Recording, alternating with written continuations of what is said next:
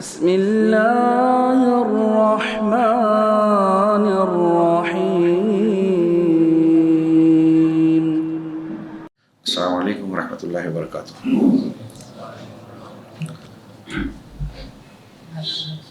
ہاں جی،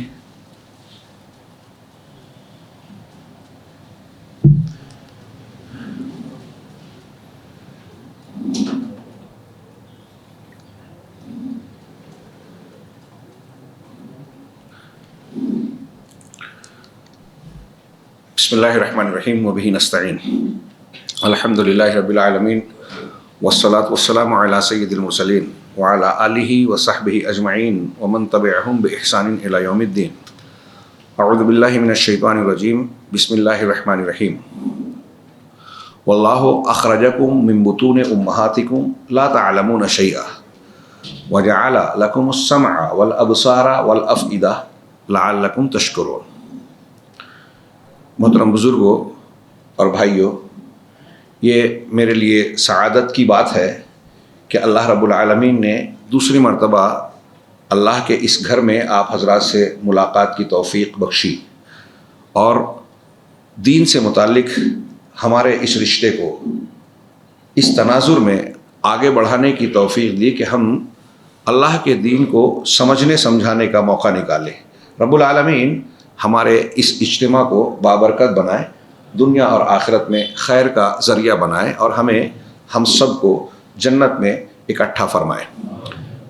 محترم حاضرین، میں نے حمد و صلات کے بعد سورہ نحل کی ایک آیت تلاوت کی۔ یقیناً آپ نے پہلے کئی مرتبہ مع ترجمہ سنا ہوگا۔ اللہ نے ارشاد فرمایا، واللہ اخرجکم من بطون امہاتکم، اللہ نے تم کو تمہارے ماؤں کے پیٹ سے، شکم سے، بطون جمع ہے پیٹوں سے، تمہارے ماؤں کے شکم سے نکالا، پیدا کیا۔ جب پیدا کیا تو اللہ نے کہا لا تعلمون شیئا، اس وقت تم کچھ بھی علم نہیں رکھتے تھے، کچھ بھی علم نہیں رکھتے تھے، بالکل سادے کورے توحید پر، توحید کے اثرات جو عالم ارواح میں اللہ نے عہد و پیمان لیا تھا، اس بنیاد پر تمہاری فطرت میں توحید تو تھی۔ علم پیدا ہونے کے وقت کچھ نہیں ہوتا۔ اللہ نے یہاں جو خطاب کیا کہ تم کو تمہاری ماؤں کے شکم سے پیدا کیا، نکالا، اس میں سارے انسان مخاطب ہیں، وہ چاہے انبیاء ہوں، اولیاء ہوں، صالحین ہوں، کوئی ہو، فلاں ہو۔ تو ظاہر سی بات ہے، اس آیت کریمہ سے یہ پتہ چلا کہ پیدائش کے وقت ہر انسان علم سے کورا ہوتا ہے، اسے علم نہیں ہوتا۔ ہمارے یہاں لوگ اس قسم کی حکایتیں، کرامتیں بیان کرتے ہیں کہ فلاں بزرگ جو پیدا ہوئے تو ان کو آدھا قرآن یاد تھا، حفظ تھا، فلاں بزرگ ایسے تھے کہ ان کی والدہ کو جتنا قرآن یاد تھا اتنا بچے کو بھی یاد ہو گیا اور پیدا ہوتے ہی وہ تلاوت کرنے لگے۔ یہ خود ساختہ قسم کے واقعات ہیں، قرآن کی اس آیت کے بالکل برخلاف ہے۔ اللہ نے آگے ارشاد فرمایا کہ علم نہیں تھا۔ ہاں، اللہ رب العالمین کا یہ نظام ہے، سسٹم ہے کہ پیدا کرتا ہے تو ہم کورے ہوتے ہیں۔ آگے فرمایا وَجَعَلَ لَكُمُ السَّمْعَ وَالْأَبْصَارَ وَالْأَفْئِدَةَ، تین چیزوں کا ذکر کیا کہ تمہارے لیے سمع یعنی کان، سننے کی طاقت، سماعت پیدا کی، والبصر اور سمع والبصر، اور آنکھ، نگاہ، بینائی دی، دیکھنے کی صلاحیت دی، ہاں، والفؤاد، اور دل دیا جس کے ذریعے سے انسان غور و فکر کرتا ہے اور نتیجہ نکالتا ہے، کسی نتیجے پر پہنچتا ہے۔ تین چیزیں یہ ذکر کی اللہ نے۔ آپ اگر غور کریں تو دنیا میں ایک انسان جو بھی سیکھتا ہے، ہاں، ہم جو زبان بولتے ہیں، ہم جو بھی کام کرتے ہیں، کوئی میکینک ہے، کوئی ڈاکٹر ہے، کوئی انجینئر ہے، کوئی فلاں ہے، کوئی فلاں ہے، جو چیزیں بھی سیکھتا ہے اس میں بنیادی طور سے یہی تین چیزیں کام کرتی ہیں سیکھنے کے لیے۔ ہاں، ایک چیز اور ہے، قرآن نے دوسری جگہ کیا ہے وہ شفتین والی جو لسان و شفتین، زبان اور دو ہونٹ دیے، اس سے بولتا ہے۔ تو کان سے سنتا ہے، آنکھ سے دیکھتا ہے اور دل سے فیصلہ کرتا ہے۔ بچے کو دیکھیے کم سینی میں، جب آپ کے گھر میں بولنا شروع کرتا ہے تو جب آپ کوئی لفظ اسے سکھاتے ہیں، اس کے سامنے بار بار دہراتے ہیں تو وہ ایک طرف کان سے سنتا ہے اور آپ کی لپ اور ہونٹ کی جو حرکت ہے اسے غور سے دیکھتا ہے اور پھر اسی کی نقل کر کے دہراتا ہے۔ اس طریقے سے وہ بچپن میں ہی کافی کچھ زبان سیکھ جاتا ہے اور اسی لیے اس کو مادری زبان کہتے ہیں کہ ماں سے زیادہ سیکھتا ہے۔ تو یہ سن کر، دیکھ کر، غور کر کے، بعض علماء کا کہنا ہے ماہرین لسانیات کہ آدمی جو چیز سیکھتا ہے دنیا میں اس کا 90% لگ بھگ کان سے سن کر اور دیکھ کر ہی سیکھتا ہے، اور پھر اس پر غور و فکر کرتا ہے۔ اللہ نے فرمایا کہ وَجَعَلَ لَكُمُ السَّمْعَ وَالْأَبْصَارَ وَالْأَفْئِدَةَ، یہ کیوں بنایا؟ اس کی وجہ، علت، مقصد بیان، لَعَلَّكُمْ تَشْكُرُونَ، تاکہ تم شکر گزار بن جاؤ، تاکہ تم شکر ادا کرو۔ شکر ہم اس کو قدردانی بھی کہتے ہیں، ناشکری کو ناقدری بھی کہتے ہیں۔ شکر کی ضد کفر ہوتی ہے، کفر یعنی ناقدری، کفران نعمت جس کو کہتے ہیں، اور شکر یعنی اللہ کی نعمت کی قدردانی کرنا، اس کی قیمت قدروں کو پہچاننا اور اس کا صحیح استعمال کرنا۔ تو ہم کو اللہ نے کان، آنکھ، دل و دماغ کیوں دیا؟ تاکہ شکر گزار بنے۔ اب دنیا کی بھی ہم بہت سی چیزیں سیکھتے ہیں ان سے، جیسا کہ میں نے ابھی عرض کیا، بہت بڑی بڑی ڈگریاں لے رہے ہیں، سیکھ رہے ہیں، تعلیم اور فنون علم ہنر سیکھ رہے ہیں، لیکن اس کا بنیادی مقصد، یہ ساری چیزیں سیکھیں اچھی بات ہے، جو جائز ہے، حلال ہے، مباح ہے، لیکن بنیادی مقصد یہ ہے کہ ان کے ذریعے سے آپ وہ علم حاصل کریں، وہ شعور، وہ سمجھ حاصل کریں جس سے تم اصل نعمت کرنے والی ذات کو پہچانو اور پھر اس کا شکر ادا کرو۔ اگر ایک آدمی بہت بڑا سائنٹسٹ بن گیا، جج بن گیا، وزیر اعظم بن گیا، فلاں وزیر، فلاں منسٹر بن گیا، ڈاکٹر، انجینئر، اور بہت سے بڑی جاب، کروڑ منتھلی کمانے لگا، سب کچھ سیکھ لیا، لیکن اس نے نعمت دینے والے کو نہیں پہچانا، آخرت کو نہیں جانا، اللہ کی توحید کو سمجھا ہی نہیں، تو اس نے آنکھ، کان اور دل و دماغ کا صحیح استعمال نہیں کیا۔ اس سے یہ پتہ چلا کہ اللہ نے سیکھنے کی، ہٹا دیجیے، اللہ نے سیکھنے کی جو صلاحیتیں ہمیں عطا کی ہے، ان کے ذریعے سے جہاں ہم دنیا کے بہت سارے مقاصد اور فوائد حاصل کر سکتے ہیں، کرنے کی اجازت ہے، اس سے پہلے، اس سے ضروری یہ ہے کہ ان کا صحیح استعمال کر کے ہم صحیح بندے بنیں۔ لعلکم تشکرون، یہ مقصد بتا رہا ہے کہ اللہ نے کان، آنکھ، دل، سوجھ بوجھ ہم کو کیوں دی؟ شکر گزار بن جائے۔ شکر کسے کہتے ہیں؟ شکر کسے کہتے ہیں؟ حمد اور شکر دونوں کو قریب قریب مانا جاتا ہے، لیکن دونوں میں عموم خصوص من وجہ، یہ اصطلاح ہے، اس کو میں چھوڑ دیتا ہوں۔ ایک طریقے سے دونوں ایک دوسرے کے معنی سے قریب ہیں، اور کچھ معاملے میں دونوں ایک دوسرے سے الگ ہیں۔ ہاں، اللہ رب العالمین کی یا کسی کی خوبی پر کی تعریف کرنا، ہاں، الثناء علی الجمیل الاختیاری کہتے ہیں، ہاں، اس کی محبت کے ساتھ یہ حمد ہے۔ حمد صرف زبان سے ہوتی ہے، اور شکر میں ثنائے اچھائی پر تعریف کو بیان کرنا، لیکن وہ صرف اور وہ حمد جو ہے نعمت ہو غیر نعمت ہو دونوں پر ہوتی ہے، شکر صرف نعمت پر ہوتا ہے، اور لیکن زبان سے بھی ہوتا ہے شکر، دل سے بھی ہوتا ہے، اور عمل اور اعضاء و جوارح سے بھی ہوتا ہے۔ وہ کیسے کہ آپ کو اگر کوئی نعمت ملی ہے، دولت ملی ہے، اچھا گھر ملا ہے، اچھی بیوی، اچھا شوہر، ہاں، اچھا علم ملا ہے، جو بھی ملا ہے، تو آپ اللہ رب العالمین پہلے دل سے یہ اعتراف کریں کہ یہ رب نے مجھے دیا ہے، اس پر گھمنڈ نہ کریں قارون کی طرح، انما اوتیتہ علی علم عندی، کہ مجھے اپنی صلاحیت پر ملا ہے، میرے اندر قابلیت تھی اس لیے میں نے اتنا خزانہ اور دولت کمائی ہے، یہ گھمنڈ نہیں، یہ مجھے اللہ نے دیا ہے۔ دل سے یقین اور اعتراف، زبان سے اس کا اقرار کہ ہاں اللہ نے مجھے دیا ہے۔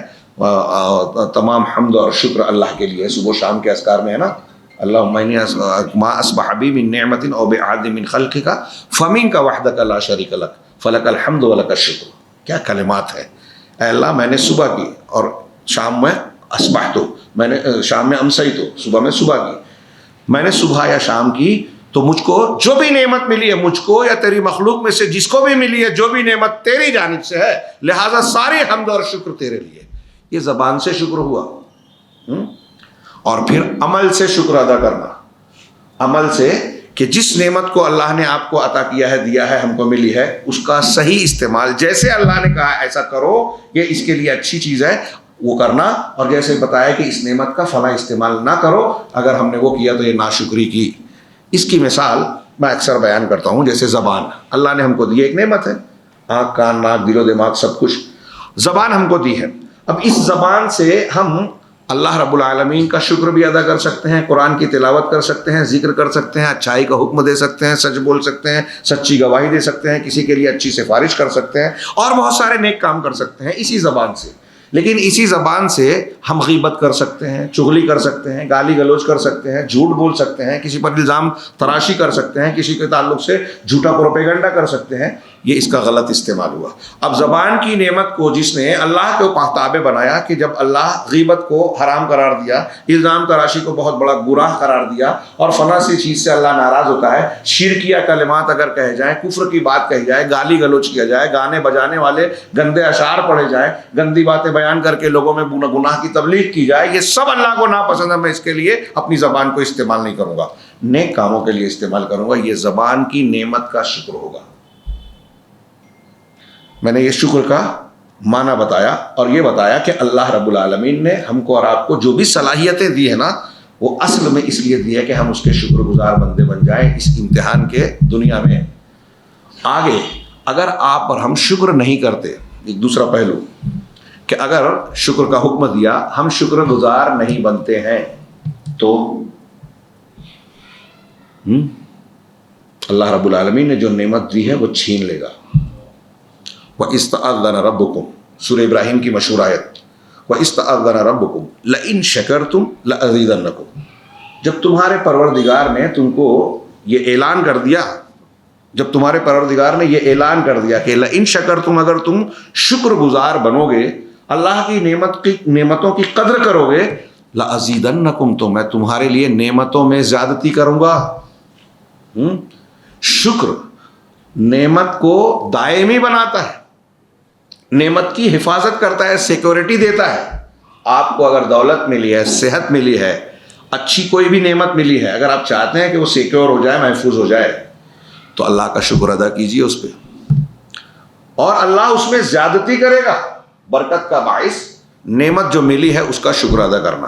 وَلَئِن كَفَرْتُمْ، لیکن اگر تم نے ناشکری کی، کفر کیا، اللہ کی نعمت کی قدر نہیں کی، فَإِنَّ عَذَابِي لَشَدِيدٌ، تو میرا عذاب بہت سخت ہے. نعمت کو چھین چھین لیا جائے گا.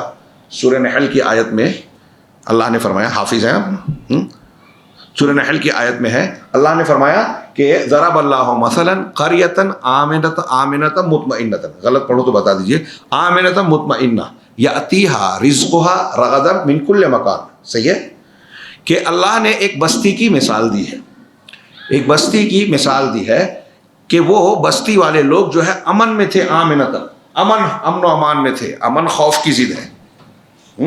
آج ہم امن میں ہیں، ہمیں کئی طرح کا ڈر لگا رہتا ہے کہ ہمارے گھر کے نوجوان کا ایسا معاملہ نہ ہو جائے کہ کہیں کوئی کانڈ میں پکڑا جائے، گرفتار ہو جائے، سازش کا شکار ہو جائے. عقیدے کے بگاڑ کی تو ہم کو فکر کم رہتی ہے، جبکہ وہ زیادہ ہونی چاہیے. کوئی کسی منکر حدیث کے چکر میں آ جائے، کسی وہ جو نئے لانچ کیے گئے ہیں ہمارے یہاں ایسے دعات اور مبلغین جو عقیدہ توحید، صحابہ سے متعلق ہمارا عقیدہ، اللہ کے رسول صلی اللہ علیہ وسلم کی سنتوں پر عمل کرنے والا عقیدہ اور اس سے متعلق جو دین کی بنیادیں ہیں، اسی پر ضرب لگاتے ہیں ہمارے نوجوان شکار ہو رہے ہیں.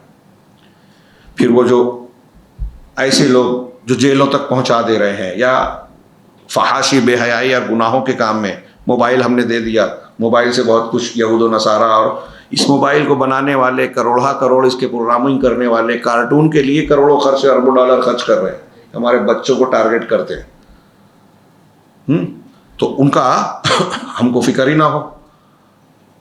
تو اس نعمت کو جس کو ہم کو دیا ہے اللہ رب العالمین، تو اس کے نتیجے میں ہمیں یہ خوف ہے کہ ہمارا بچہ ایسا نہ ہو جائے، ویسا نہ ہو جائے، یہ ڈر ہے. وہ بستی کے لوگ امن میں تھے. ہمیں کئی قسم کے خوف آج لاحق ہیں، اور عوام نہیں، خواص بھی ڈر میں ہیں. ہماری مسجد چھین لی جائے گی، ہمیں گرفتار کیا جائے گا، ہمارے خلاف قانون بنایا جائے گا. غزہ میں جو کچھ ہو رہا ہے ہم روز منظر دیکھتے ہیں، دیکھ نہیں پاتے. ڈر، خوف، بے اطمینانی. لیکن وہ قوم اور بستی جس کی اللہ نے مثال دی تو وہ امن میں تھی، مطمئن تھی. مطمئن کون ہوتا ہے؟ جس کے پاس کھانا پینا، ضرورت کی چیزیں فراوانی سے حاصل ہو.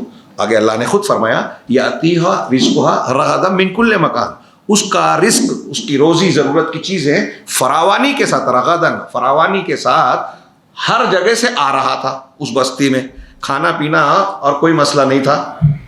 لیکن نتیجہ کیا ہوا؟ آگے کیا ہوا؟ اس بستی کو اللہ نے ایسی نعمتیں، امن و امان، اطمینان، بھرپور روزی روٹی سب کچھ دی، لیکن فکفرت بانعم اللہ، اس نے اللہ کی نعمتوں کی ناشکری کی، انکار کیا، اس کی قدردانی نہیں کی. ہاں تو کیا نتیجہ نکلا؟ فَأَذَاقَهَا اللَّهُ لِبَاسَ الْجُوعِ وَالْخَوْفِ. تو اللہ تبارک و تعالیٰ نے اسے خوف اور بھوک کا لباس پہنا دیا. آمنہ مطمئنن تھی، امن میں تھی، خوف نہیں تھا. ہاں مطمئن تھی، کوئی ٹینشن نہیں تھا. اللہ رب العالمین نے جب اس نے ناشکری کی تو اس کو آمن اور مطمئن کی حالت سے بدل کر خوف اور بھوک کی حالت میں مبتلا کر دیا. آج مسلمان خوف میں بھی ہے، بھوک میں بھی ہے. چند پرسنٹ مسلمان بہت فراوانی سے ہے تو آپ امت دیکھیے. ہاں آپ بستی دیہاتوں میں اور دوسری جگہوں پہ جائیے، آج بھی ہاں غریبی کی ریکھا، گورنمنٹ کی جو وہ سروے رپورٹ ہے نا کہ ایک مہینے میں اگر کوئی آدمی، میں بھول رہا ہوں 5,000 یا اس سے کچھ کم زیادہ بتایا ہے، 5,000 کوئی سے کم کماتا ہے تو وہ غریبی کی ریکھا کے نیچے ہے، سطح غربت کے، سطح افلاس کے. اور ہندوستان میں ایسے کتنے پرسنٹ ہیں؟ 30-35%. مسلمانوں میں بڑی تعداد ہے، ایک دن میں 100 روپیہ بھی نہیں کماتے، 10-50 روپیہ بھی کچھ نہیں کماتے.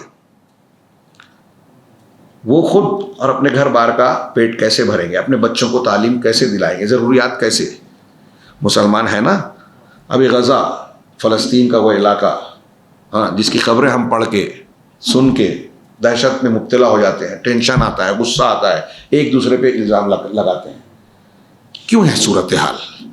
حرم سے لے کے ہماری مسجد تک دعائیں ہوتی ہیں، کیا نتیجہ نکلتا ہے؟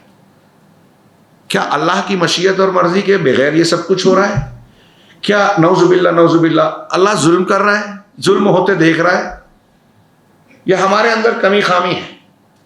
اسے اس آیت اور اس موضوع جو ہم گفتگو کر رہے ہیں اس تناظر میں بھی دیکھیے کہ اللہ تعالیٰ نے مثال دی، سمجھایا کہ ایسی بستی جو امن سے تھی، مطمئن تھی، جس کو ہر طرف سے روزی روٹی آتی تھی، لیکن اللہ کی نعمتوں کی ناشکری کی تو اللہ نے خوف اور بھوک کا لباس پہنا دیا، ان کی نعمتیں چھین لی. جو پہلی آیت پڑھی تھی کہ اگر شکر ادا کرو گے تو نعمت بڑھے گی، ناشکری کرو گے تو گھٹے گی. مسلمانوں کے ہمارے گھر سے لے کے عالمی سطح کے مسائل کو اس ایک تناظر میں دیکھیے، غور کیجیے. وہ ایک واقعے کی طرف میں اشارہ کروں، پورا نہیں بیان کر سکتا، لمبا ہے. 3 لوگ غار میں پھنس گئے تھے، بنی اسرائیل کے، بخاری وغیرہ کی روایت ہے. پھنس گئے، طوفان نے غار کا دہانہ ایک چٹان سے بند کر دیا. کوئی اس وقت کوئی نیٹ ورک باہر سے کوئی مدد آ جائے ایسا نہیں تھا. اور پھر کیا نام ہے، کوئی طاقت بھی اتنی نہیں تھی کہ اتنی بڑی چٹان کو یہ 3 لوگ ہٹا دے کسی تدبیر سے. مسلمانوں کے پاس جب کوئی تدبیر نہیں ہوتی تو دعا ہوتی ہے سب سے طاقتور. اس غار میں یہی کر سکتے تھے اور یہی کیا. تینوں نے اپنے اپنے نیک اعمال کا وسیلہ لگایا. نیک اعمال کا وسیلہ لگانا جائز وسیلوں میں سے ایک ہے 3 میں سے، اور اس میں بھی انہوں نے دنیا کی زندگی مانگی. افضل یہ ہے کہ آخرت مانگی جائے، ایسی چیز جو دنیا اور آخرت ساتھ میں ہو. بہرحال یہ جائز ہے. تینوں میں سے ایک نے اپنے والدین کی فرما برداری، ایک نے اپنے مزدور کو ایمانداری سے، جو بہت دنوں بعد آیا اور اس کے پیسے سے خوب بڑھ گیا، پوری رقم دے دیا، کوئی اجرت نہیں دیا، اس کا ذکر کیا. ایک نے یہ بتایا کہ میری فلاں چچا زاد تھی، میں اس کو چاہتا تھا، اس سے گناہ کا جو ہے مقصد رکھتا تھا، لیکن وہ تیار نہیں تھی، نیک تھی، صالح تھی. قحط پڑا، بھوک اور فاقے کی نوبت آ گئی. گھر والوں کی بھوک دیکھ کر وہ مجھ سے مدد مانگنے آئی. میں نے کہا ٹھیک ہے میں تمہاری مدد کروں گا، لیکن شرط ہے کہ آپ اپنے آپ کو میرے حوالے کرو. وہ پریشان حال. ہاں دیکھیے ہمارے یہاں بھی لوگ مجبوریوں کا فائدہ اٹھاتے ہیں. ہاں کسی کو اگر اللہ نے نعمت دی اور دیکھتا ہے کوئی مجبور ہے تو اس کی مدد کر کے اجر و ثواب کمانے کی بجائے دنیا میں اس کا فائدہ کیا اٹھا سکتا ہے یہ دیکھتا ہے. اس نے بھی کیا اور وہ تیار بھی ہو گئی. لیکن عین اس وقت جب کہ اس نے گناہ کا ارادہ کیا، ہاں اور گناہ کرنا چاہا، تو اس لڑکی نے رونا شروع کیا، آنکھ سے آنسو آئے، اور اس نے خطاب کر کے کہا کہ اللہ سے ڈرو اور نگینے کو اس کے حق کے بغیر نہ کھولو. میرے دل میں یہ خیال آیا اللہ کہ اس حالت میں بھی یہ بچی، یہ عورت تجھ سے ڈرتی ہے، اللہ کا خیال رکھتی ہے. مجھے تو تو نے نعمت دی ہے، نوازا ہے، مجھے تو اللہ سے اور ڈرنا چاہیے.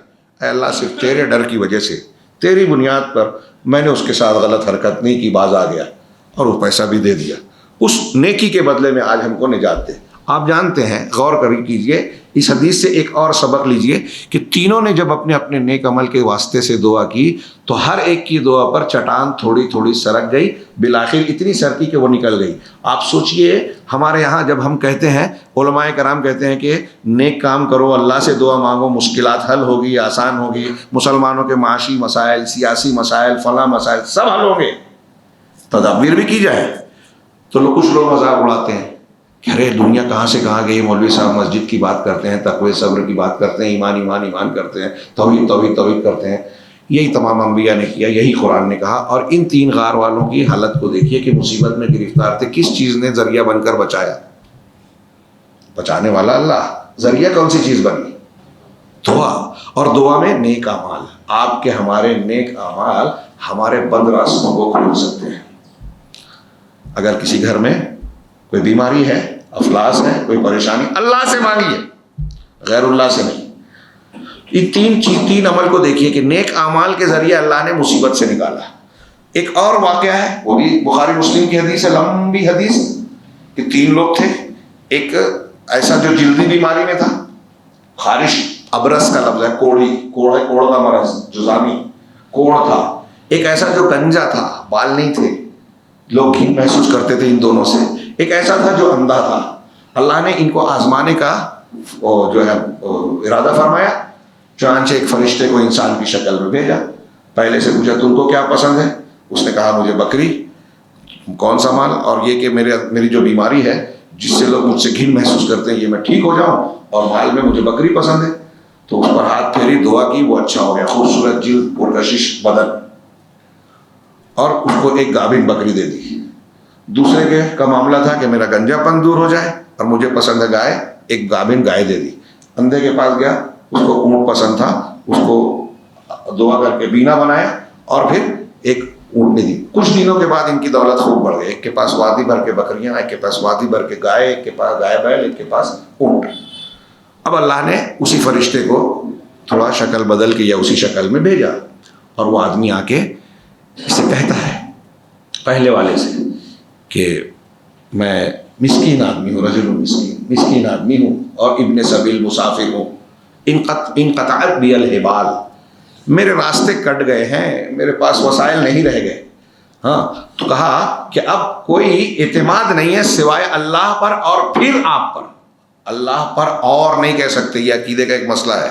اللہ کے ذریعے میں اللہ کا شکر ادا کرتا ہوں، اور اللہ اور نہیں کہنا، اللہ اور پھر کہنا ہے۔ تو اب میرے پاس سہارا کوئی ہے تو اللہ ہے۔ فلا بلاغ لی الا بکا ثم الا باللہ ثم بکا، کہ میں اپنے گھر اور منزل تک نہیں پہنچ سکتا مگر اللہ کی مدد سے، اور اللہ کے بعد پھر آپ کی مدد سے، تو کچھ مدد کر دیجئے۔ یہ سوال کیا اس نے، تو اس نے کہا کہ ارے کیا کرے، یہ جو ہے میرے پاس بہت الحقوق کثیرہ، ارے بہت سا لینا دینا ہے، بہت حق ہے لوگوں کے۔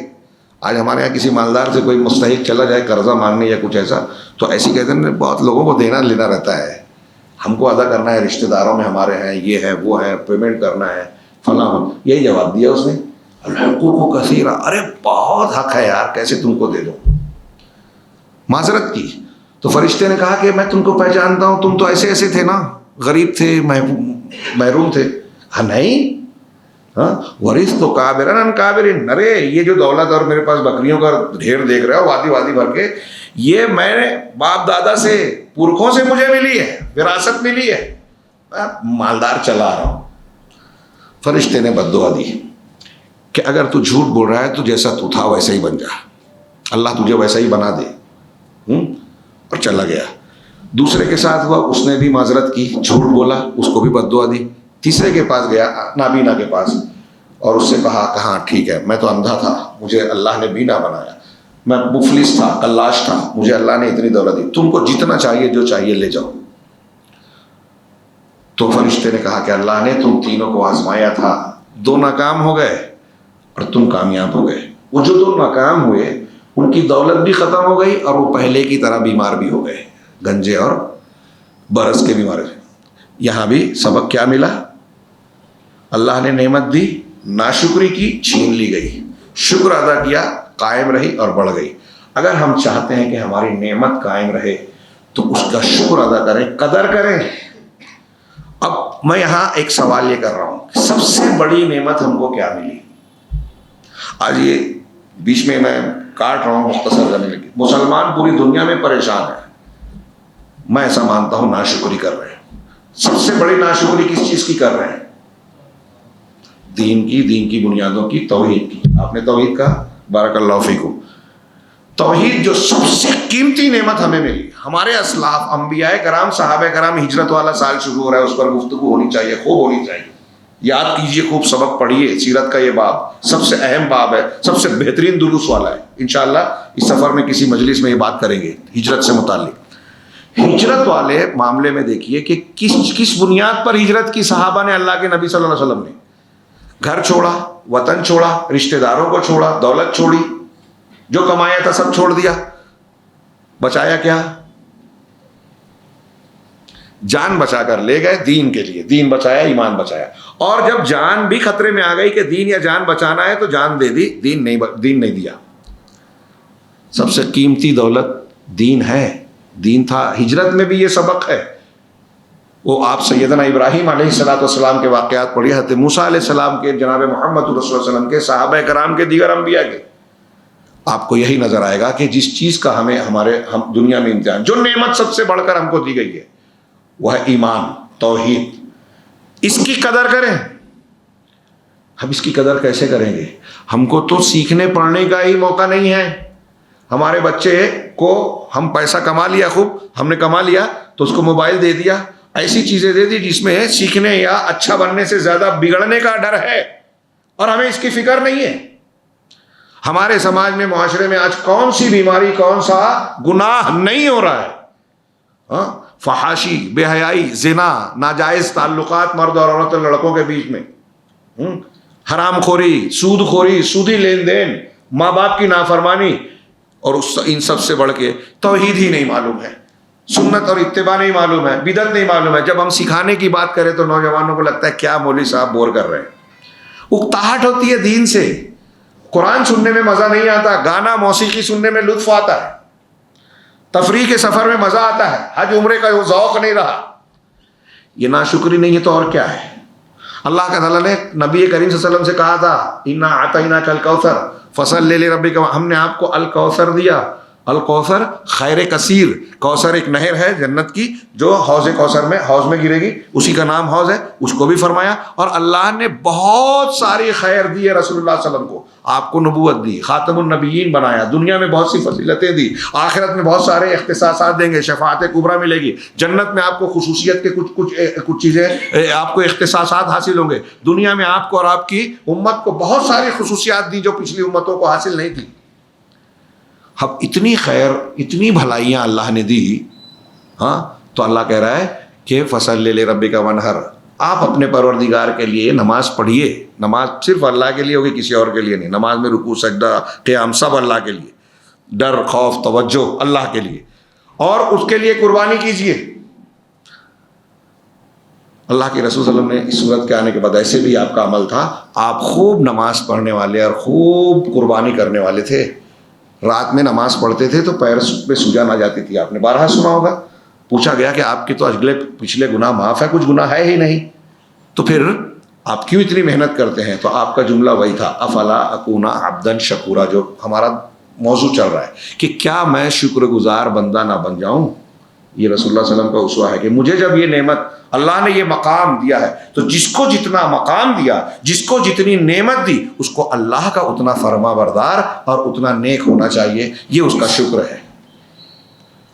اور اگر شکر ادا نہیں کیا تو نعمتیں چھین جائے گی۔ مسلمان اس دنیا میں قیادت کے لیے پیدا کیے گئے تھے، لوگوں کی رہنمائی کے لیے پیدا کیے گئے تھے، اور جب اسلام پر تھے تو کچھ ہی دنوں میں اللہ رب العالمین نے دنیا کے 1/3 حصے پر مسلمانوں کو غلبہ، بلکہ اس سے زیادہ پر دے دیا، اور صرف زمین پر نہیں بلکہ لوگوں کے دل پر بھی راج کیا مسلمان خلفاء نے، عمراء نے۔ مسلمانوں کو جب اسلام سے جتنا قریب رہے اتنا مسلمانوں کو قوت، غلبہ، حیثیت، جیسا کہ اللہ کا وعدہ ہے، وعد اللہ الذین آمنوا منکم وعملوا الصالحات لیستخلفنہم فی الارض، یہ پورا وعدہ آپ سنتے رہتے ہیں. تو اس وعدے کے مطابق مسلمانوں کو غلبہ ملا، اور جب جب مسلمان اسلام پر عمل پیرا ہوئے دنیا کی کوئی طاقت ان کو زیر نہیں کر سکی، ان کو ذلیل نہیں کر سکی. اور آج ہم ذلیل ہو رہے ہیں. اس کا ایک بنیادی سبب لعلکم تشکرون، تشکرون کے مقصد پر ہم پورے نہیں اتر رہے ہیں. اور اللہ رب العالمین کی وہ جو وعید ہے کہ اگر تم ناشکری کرو گے تو تمہارا اللہ کا عذاب سخت ہے، تم سے نعمت چھین لی جائے گی. نعمت کی حفاظت کرنا ہے تو شکر محافظ ہے. شکر کو حافظ اور محافظ کہا علماء نے. اب آخری بات یہ میں سمجھتا ہوں اختصار سے میں نے کچھ باتیں عرض کی شکر سے متعلق. آخری ایک بات کہ شکر کا طریقہ کیا ہو. یا آپ اور ہم کبھی سوچنے لگے کہ مولوی صاحب یا قرآن حدیث ہم کو کہہ رہے شکر ادا کرو، اب میں تو غریب ہوں، بس پیٹ چل رہا ہے، اور فلاں کو اللہ تعالیٰ نے اتنا پیسہ دیا کہ وہ بنگلہ بنا لیا، گاڑی لے لیا، اس کے پاس یہ نعمت ہے، ہاں حور و قصور ہے، ہم کو کوئی پوچھتا ہی نہیں. تو شکر کا طریقہ بھی سیکھیے. شکر کے ساتھ ایمان جڑا ہوا ہے کہ اللہ رب العالمین حکیم ہے، علیم ہے.